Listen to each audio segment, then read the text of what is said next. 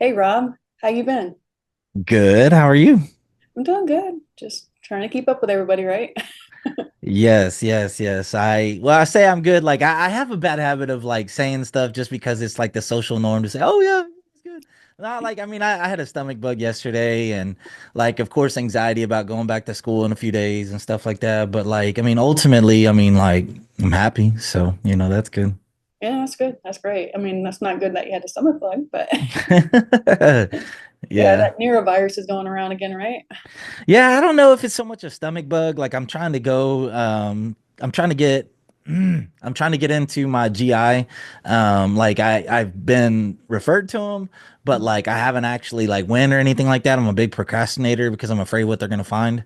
Yeah, But yeah, I've had stomach issues for probably the past at least few years, and I've just kind of managed it myself with changing up my diets and taking, not trying to overload myself too much with like Pepto and stuff like that. But yeah, stuff yeah. like that. That stuff is gonna get pretty horrid after a while. Yeah. Oh, yeah.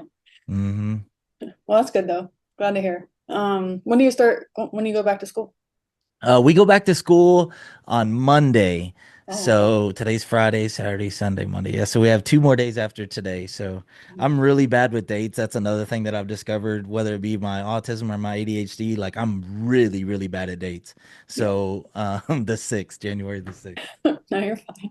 I know it takes a little while. I know I always have to look back to. I'm like, what is today? I'm like, I always forget Mhm. the date. All right. So, what would you like to share about you and your son's autism journey? Because I know you guys both have it. So, Yeah, so this is the first time I've like talked about it in quite some time. Like I've talked about it like little snippets and stuff like that on video shorts that I've made, but like for the most part, like all of my conversations that I've had on podcasts have been like trying to get the other person involved, like find out more about them and stuff like that, and just kind of throw in little tidbits if I felt like it was the right place for it. But but yeah, no, like I'm real big on like trying to stay, I guess the word is linear, like try to go in order, like time yeah. order and stuff like that. So like I guess I'll start with this. So first of all, my son Hunter, he's autistic. He was diagnosed at the age of 2, which is really rare. Usually doctors like to wait until 3. But he was diagnosed right before his third birthday. We started noticing stuff. When I say we, I'm really referring to my wife Melinda.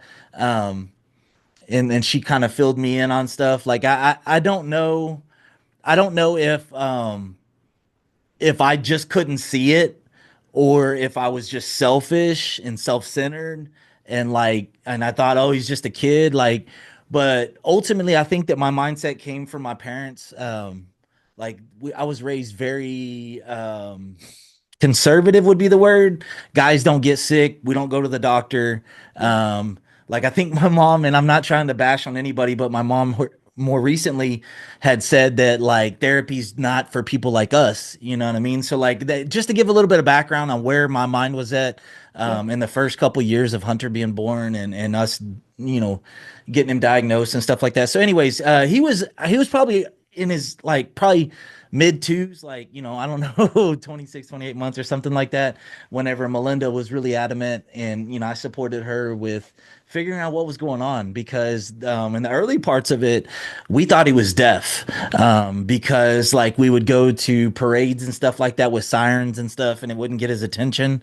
Um, and it was very very difficult, like us not understanding like why he wasn't progressing and like adapting like our other 2 kids. I have a daughter that is 14, Madison, and I have an older son that is 18, Micah.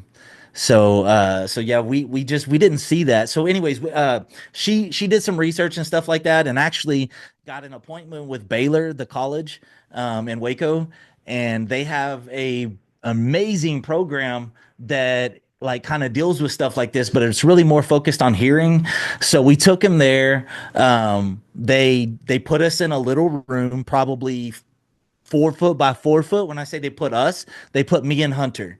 And I don't know why like the choice was for me, just because I guess like I don't know, I tend to volunteer for stuff like that. But like so I had Hunter on my lap And in this room they had like lights that would turn on at certain times whenever the doctor would push buttons, or like sounds. A monkey would come in and do this little chiming thing with the symbols and stuff.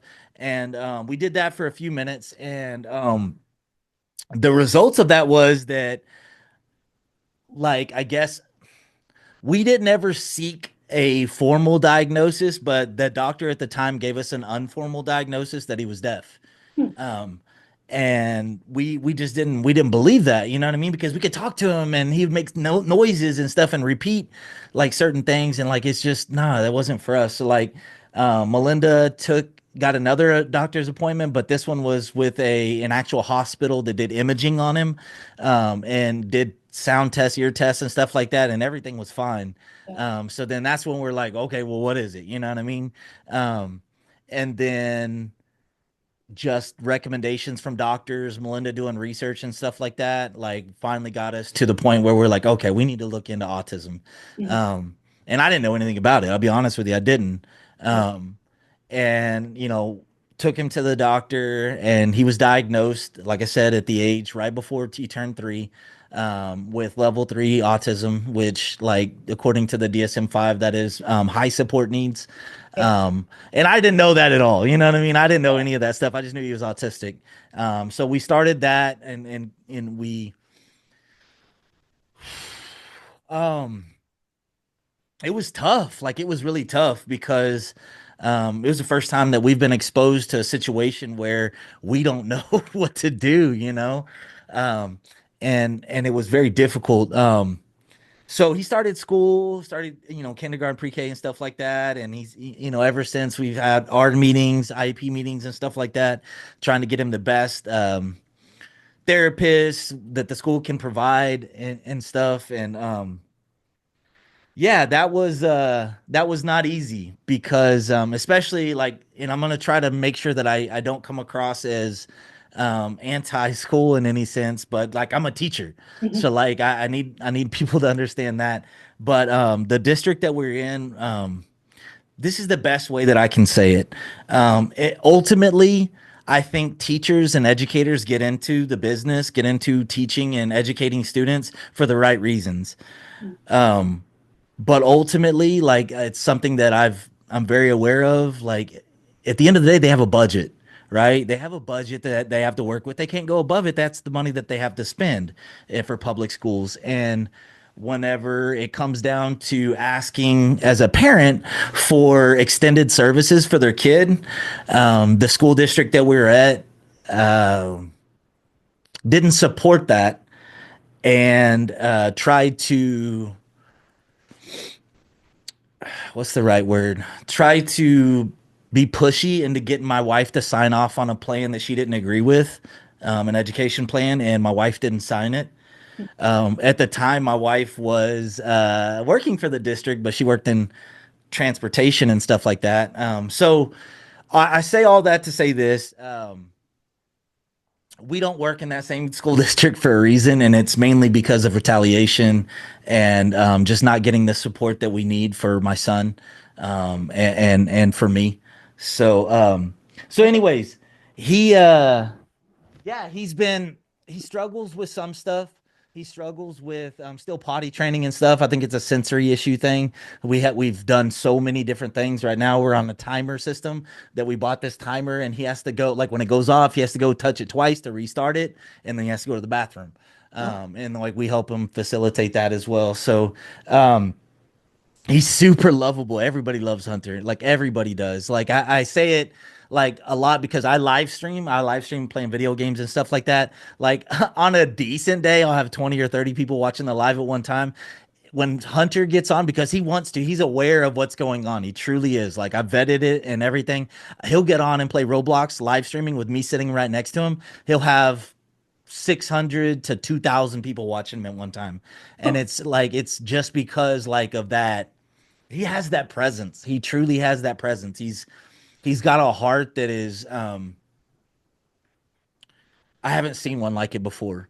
Mhm. It's just really amazing. So he's about to turn 13 this month on the 25th.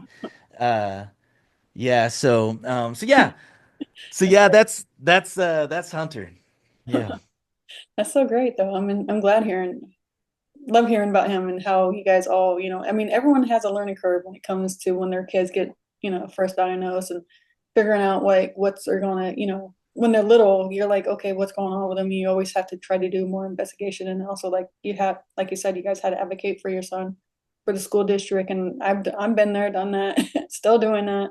Yeah. So I can understand that. And also I can understand the whole fact, like when they're little, if they don't hit certain milestones or if they're doing something a little bit different from your other ones that you've had, you kind of like figure out like, okay, what's going on with them? What's like with my son, I had to do that too. Like I had to figure out like, why isn't he talking? Because he did talk really early, like around like 3 or 4 months, he was actually talking. Hmm. He said a few words to me and I was like, okay, wow, okay, he's gonna start talking. But then afterwards he stopped talking. And so then I had to go figure out like, why is he not talking now? And Yep. why, he didn't start talking again until he was about 4 years old. And Hmm. then he started saying his words again. And to conversate with him like you and I, how we all conversate back and forth, that took him like about 7 or 8 years old. So I mean, I can definitely understand like where the whole, and also the fact that you thought your son was deaf too, like at a certain time, and I can understand that too because my son used to not um really react to certain noises too, Hmm. and also like when you call his name, he would like just ignore you, and Hmm. so I mean, I can understand all that aspect of where you guys were coming from. I'm glad you guys were able to figure out like went to certain people, got certain diagnosis, and and just kept going until you guys figured out what was actually going on with him. Yep. Yep. It's like we're So all learning. no, no, no, I'm with you. I didn't mean to cut you off. Sorry. No, you're fine. Go ahead.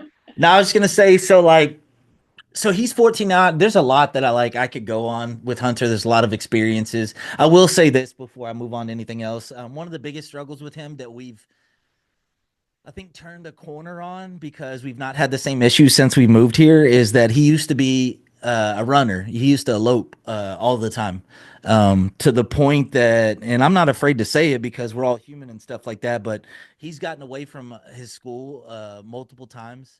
Mm. One time he got to the interstate. Oh, Um, wow. yeah, or the side road of the interstate, and yeah, he has been found. And his other thing is sensory stuff with clothes. He doesn't like wearing clothes. Like we enforce it with him and stuff like that. But like he's been found naked in public, like Oh, where he ran away from us. So like it's hard. It's hard not to think that you're a bad parent. It's really hard, but I know I'm not, and I know Melinda's not either because we've always took measures like when stuff like that happened, corrective measures, and yeah. we've always thought it was enough. And like you can't be awake 24/7. Mm. You can't, if you're in the bathroom, like, what are you going to do? Bring him to the bathroom and watch, have him in there for that experience every single time. So someone's with him 24/7. So, like now we did those things because we love him and we didn't want anything bad to happen. But we're very fortunate that now that that's not something that he pursues. His thing is as long as he's interested in what he's doing, he's good where he's at. Yeah. And that's very, very, very, very, we're very lucky. Um, but yeah, you were talking about communication and stuff like that. Hunter, he doesn't people I get asked this a lot. There people say, is he verbal or nonverbal? Like he's verbal because he can form words Yes. and he knows certain things to say in certain situations. Like as an example, he might bring us a Gatorade bottle. He lacks the strength to be able to break the seal on a Gatorade or like certain juices. So he'll bring it to us and he used to just force it at us, like just kind of touch us with it or like literally like this, like hit us with it, Yeah. and just kind of hold it up against Your our attention. body. Yeah, so we've developed since then, and he knows he'll say, "Can you open, please?" And then like I'll open it, and then I'll just hold it in my hand, and I'll stare at him like to hopefully elicit the response that comes next, which is "Thank you, Daddy." You Yeah. know what I mean? And so like he does that. He's really good at if you can get him to regulate and to stop being like everywhere, then if you get him to slow down, you can ask him a question and typically he can answer you with one word or two words, but generally that question is, what do you want? What do you need? And it's generally like, always like mac and cheese or beans or iPad or whatever, so yeah, I would say he's verbal, but he's limited to, I would say four word responses. I'm working on five, but the 5 word responses are just filler words at the end, like daddy or mama or sissy, like Right. whoever he's talking to. Um, so yeah, there's like I don't ever see it as like defeated. Like, trust me, he's made so much progress in the past couple years that like it's undeniable how far he's come. Yeah. So it's really really cool. So That's great. yeah, so Progress. hunt. No, go ahead. I'm sorry. I tend to cut people off. Go ahead. I said, you're doing progress. So you're doing great progress. So you're doing good. No, that's good. I appreciate it. So about I guess it was 2020. Yeah, so it's when we came back from COVID. Um, that year, my wife convinced me to get back surgery. It was the first time that I really started to care about myself. And I really didn't. I didn't care about myself. I was like just doing it because my wife told me to do it. Um, and like she talked me into it and stuff like that. And that was just kind of like one of the first steps of me like discovering more about myself.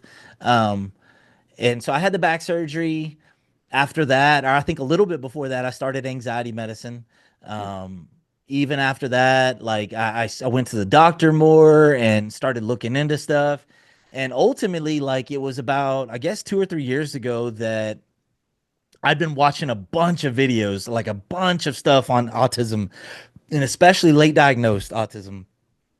And I looked into it and like not the first video, not the second video, but it was probably like after like the thousandth video, something finally clicked, and I was like, dude, like I associate myself with so much of this, and so like I really started like looking into it. Um, I went to my primary care physician, and I talked to him about it, but I was more talked to him about ADHD because I know that that's something that I've struggled with, and like I've always known it. It's just I didn't want to accept it. So, anyways, he started me on ADHD medicine. He diagnosed me with ADHD, like from a clinical standpoint, because of like the trial and the different prescriptions that I tried and stuff like that. And I finally got to one that worked really well. And it was really good. So like once I saw the benefit of taking ADHD medicine for the first time at 39 years old, like I started to think more about like the other possibilities, and like I just needed answers. I truly did, and I saw a lot of videos online that people were talking about to get diagnosed. It's so expensive, and Yeah. so like that kind of turned me off for quite some time. And then I just looked into it, and because I know that we're teachers and maybe we have better insurance or something, so I wound up finding out that it was only going to cost me $90 to get my or to be diagnosed or to go through the testing process, and because it was only considered with our insurance a copay, like a $30 office visit. So it was 3 office visits. Um, I did all this starting at the end of 2023, Hmm. and I did my formal evaluation December of 2023. Okay. Um, it was about 7 hours long, no breaks. I think I went to the restroom once or twice, but I had water. They offered me snacks or whatever, but I just wanted to get it over with. Yeah. But it was 7 hours straight Wow. of going through computer tests, going through like interviews, Mm, like manipulatives with blocks and patterns mm, and social like questions and empathy type questions and stuff like that. And yeah, so it took about 6 or 7 hours, and then like at the end of it, they're like, "All right, well, we're gonna take about a month to review all this and get back with you." So it was like a month of like sheer like just anxiety of what that is, because like I needed validation for not understanding who I was my whole yeah. life, because I didn't do well in school. I did horrible in school. My mom was my principal, and I'm not ashamed to say that like I wouldn't have graduated without her. I don't know if that means that like teachers passed me just because that she was their boss, or that she pushed me because she knew how important education was. I don't know, Yeah. but I didn't do well in school, and I know now that it's because I'm a visual learner. And back in my day, and I'm sure like maybe similar, you have the similar experiences, there was no differentiation in teaching. No, it was they put a book in front of you and they said read it, You know Yeah. what I mean? Like read it out loud to the class. Like there's so many issues with that. And that was Yeah, every class. That was every class, not just English. It was everything.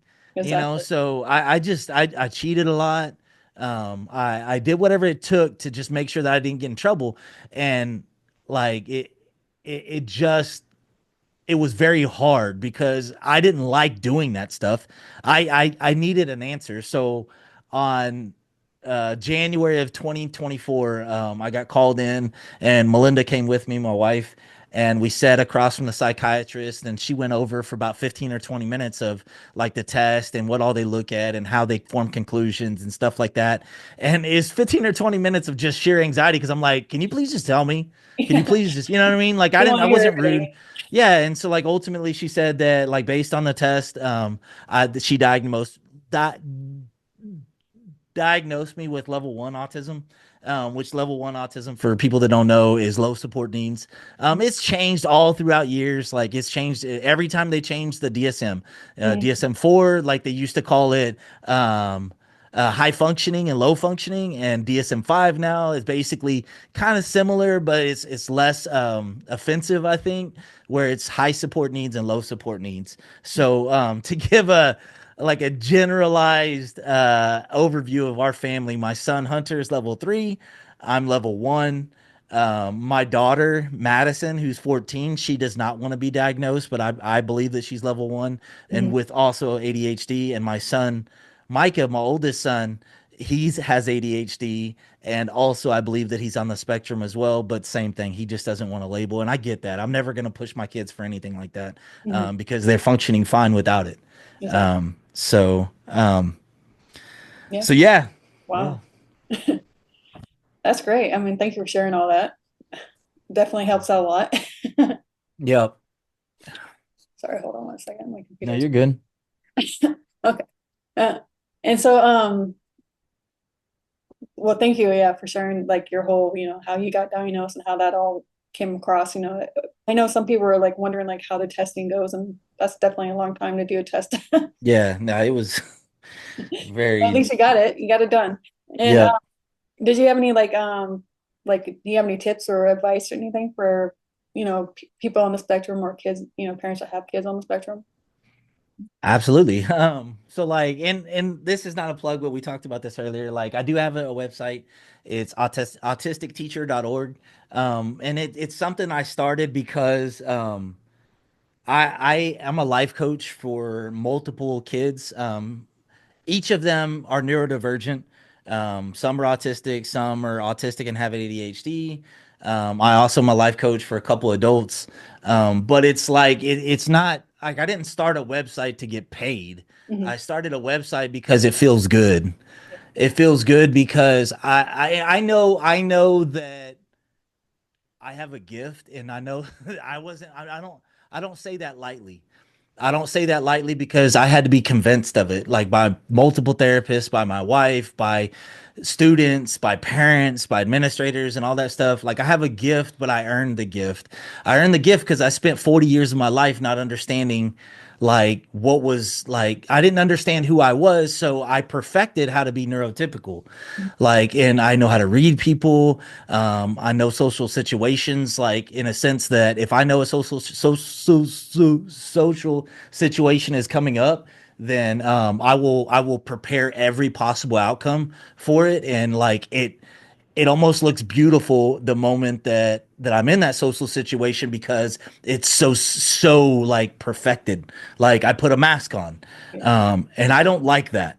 I don't like masking, and I don't know if I've met an autistic person that says that they do. Mhm. Now there's been great outcomes from masking because like people see, oh my gosh, like he's so um like so talented, so skilled, so speaks so clearly about this and stuff like that. And it's all every time that's a mask. My knowledge is not a mask. My Yeah. passion is not a mask. But to go up there and to get people where they don't just like nod off or like interrupt me and stuff like that, I have to present this very confident form of myself and make eye contact. Ultimately, ultimately, at the end of the day, I pay for it. Because I feel it's important to learn what people mean by certain terms.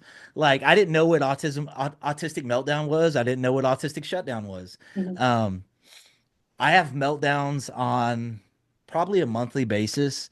I try to be covert about them so that um, it doesn't bother people that don't understand.